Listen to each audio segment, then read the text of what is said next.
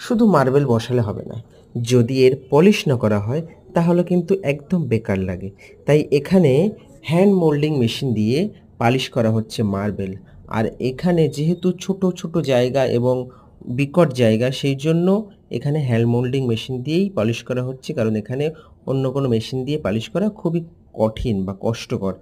আর এর যে ডায়মন্ডগুলো আছে, এই ডায়মন্ডগুলো বিভিন্ন সংখ্যার হয়ে থাকে। যেমন ৫০০, ১০০০, ২০০০, ৩০০০ এইরকম ধরনের। তো বন্ধুরা, আসল কথা হচ্ছে এই মোল্ডিং মেশিন কিন্তু যখন লেবাররা নিয়ে আসে, ওরা কিন্তু ভাড়া নেয় একটা।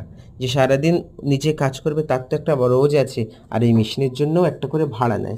এখানে আমাকে ৳১০০ করে বলেছে যে প্রতিদিন ভাড়া দিতে হবে, আর ডায়মন্ডগুলো কিনে দিতে হবে, আর ওর রোজ আছে। এই হিসেবে ওরা কাজ করে। অতএব এইভাবে সবাইকে কাজ করাতে হয়। আর ওরা আরেকটা সিস্টেম চালু করে, যেমন ধরো না, ওরা বলে যে মোল্ডিং মেশিন এবং তার সঙ্গে ডায়মন্ড দুটো একসঙ্গে অ্যাটাচ করেই একটা ভাড়া বলে। তো বন্ধুরা, কার ওখানে কেমনভাবে ভাড়া নেয় একটু আমাকে কমেন্ট করে জানাবেন।